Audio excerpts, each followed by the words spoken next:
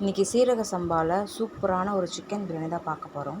அதுக்கு தேவையான பொருள் பார்த்திங்கன்னா, வெங்காயத்தில் பெரிய சைஸாக இருந்தால் ஒரு 4 வெங்காயம், தக்காளி வந்து ஒரு மீடியம் சைஸ்னால் ஒரு 4 தக்காளி, அதுக்கப்புறம் 1 கிலோ கறி நல்லா வாஷ் பண்ணிவிட்டு தயிரில் நல்லா பரட்டி ஒரு 1 ஹவர் ஊற வைக்கலாம்.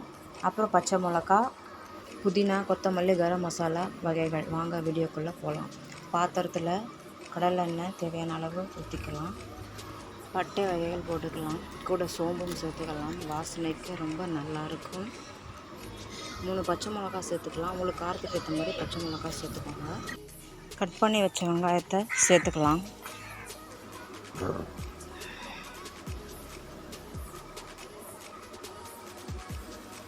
உப்பு தேவையான அளவு சேர்த்துக்கலாம்.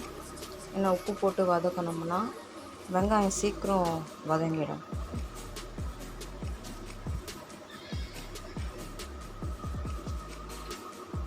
வெங்காயம் நல்லா வதங்கின அப்புறமா நம்ம நறுக்கி வச்ச தக்காளியை போட்டுக்கலாம்.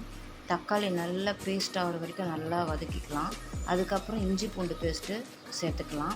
நான் ஏன் வெங்காயத்துக்கு அப்புறம் தக்காளி போட்டு அப்புறம் இஞ்சி பூண்டு பேஸ்ட்டு போடுறேன்னா, முன்னாடியே இஞ்சி பூண்டு பேஸ்ட்டு போட்டோம்னா அது அடி பிடிச்ச மாதிரி வரும். அப்போ ரொம்ப கலர மாதிரி இருக்கும். இப்படி போட்டிங்கன்னா நல்லா கிரேவியாக எண்ணெய் பிரிஞ்சு அந்த ஸ்மெல்லும் போயிடும், டேஸ்ட்டும் சூப்பராக இருக்கும். நல்லா அந்த எண்ணெய் பிரிஞ்சு வர வரைக்கும் கொஞ்சம் வெயிட் பண்ணலாம்.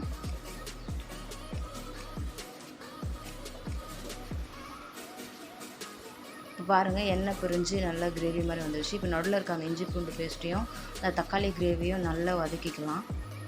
அதுக்கப்புறம் பார்த்திங்கன்னா புதினா, கொத்தமல்லி போட்டுக்கலாம்.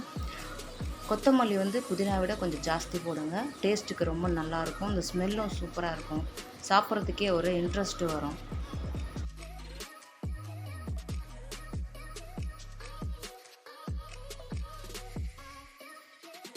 பாருங்கள், எண்ணெய் பிரிஞ்சு தனியாக வந்துருச்சு. இப்போ தேவையான காரம் சேர்த்துக்கலாம். நான் காரத்துக்கு கொஞ்சம் மிளகாய் பொடி, மஞ்சள் தூள், கரம் மசாலா, பிரியாணி மசாலா போட்டிருக்கேன். உங்களுக்கு காரத்துக்கு ஏற்ற மாதிரி நீங்கள் சேர்த்துக்கோங்க.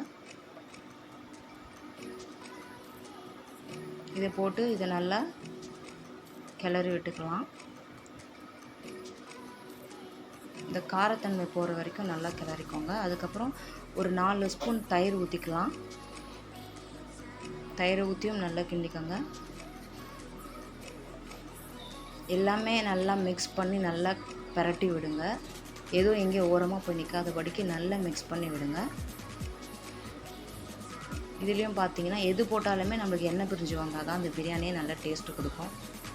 அப்புறம் பார்த்திங்கன்னா நம்ம தயிரில் ஊற வச்ச கறியை வந்து சேர்த்துக்கலாம். இந்த கறியிலேருந்து பார்த்திங்கன்னா தண்ணி விடும். அந்த தண்ணியும் இந்த கிரேவியும் நல்லா மிக்ஸ் ஆகி அது ஒரு பதத்துக்கு வர வரைக்கும் நம்ம வெயிட் பண்ணலாம்.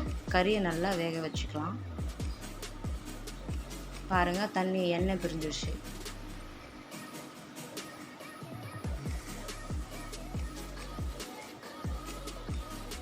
இப்போ பார்த்தீங்கன்னா நான் 8 கிளாஸ் அரிசிக்கு 16 கிளாஸ் தண்ணி ஊற்றினேன். பாருங்கள், இந்த கிளாஸில் தான் நான் மெஷர்மெண்ட் பண்ணேன். நீங்கள் எந்த கிளாஸ் எடுக்கிறீங்களோ அதே கிளாஸ்லேயே நீங்கள் அளந்து தண்ணி ஊற்றணும். 1:2 ரேஷியோ தான். பாருங்கள், தண்ணி ஊற்றியும் நல்லா கொதி வந்துருச்சு. இப்போ கொதி வந்த பிறகு தான் நம்ம உப்பு டேஸ்ட்டு பார்த்துட்டு தேவைன்னா சேர்த்துக்கலாம். அதுக்கப்புறம் அரிசியை போட்டுட்டு ஒரு கிண்டி விட்டுட்டு அப்படியே ஒரு 5 மினிட்ஸ் வைக்கலாம். பாருங்கள், நல்லா கொதி வந்துருச்சு. இப்போ இது கொதி வந்த பிறகு இந்த தண்ணியெல்லாம் வந்துட்டு நல்லா அப்சர்வ் ஆகிட்டு நம்ம போட்ட அரிசியில் வந்து மேலே வந்து நிற்கும். அப்படி நிற்கும்போது ஒரு பெரட்டி விட்டு பார்த்திங்கன்னா அரிசி தான் மேஜரான போர்ஷனில் நிற்கும். தண்ணி வந்து ஃபுல்லாக உறிஞ்சிரும். இப்போ ஒரு நல்ல கிளறி விட்டுக்கோங்க. இது சீரக சம்பா அரிசி தான், குழஞ்சிரும்லாம் பயப்பட வேண்டாம். பாருங்கள், முக்கால்வாசி தண்ணி ஃபுல்லாக அப்சர்வ் ஆகிடுச்சு. இப்போ கால்வாசி தண்ணி தான் இருக்குது. நல்லா கிளறி விட்டுட்டு இப்போ நம்ம வந்து தம் போடுறதுக்கு ரெடி ஆகிடுச்சு. தம் எப்படி போடலான்னு பார்த்தீங்கன்னா, ஃபுல்லாக சிம் பண்ணிவிடுங்க. ஹை ஃப்ளேமில் தான் இவ்வளோ நேரம் செஞ்சோம். இப்போ ஃபுல் சிம் பண்ணிவிடுங்க. சிம் பண்ணிவிட்டு நம்ம யூஸ் பண்ணாத தோசை கல் இருக்கணும்ல, அந்த கல்லை வந்து சிம்மில் வச்சுட்டு அந்த கல்லை வச்சுட்டு அதுக்கு மேலே இந்த பிரியாணி பாத்திரத்தை மேலே வைங்க. பிரியாணி பாத்திரத்துக்கு மேலே ஒரு வெயிட் வைக்கணும். நான் வந்து இந்த கல்லை வச்சுருக்கேன். உங்களுக்கு எது வெயிட்டான பொருளோ இருக்கோ அதை நீங்கள் வந்து எடுத்து வச்சுக்கலாம்.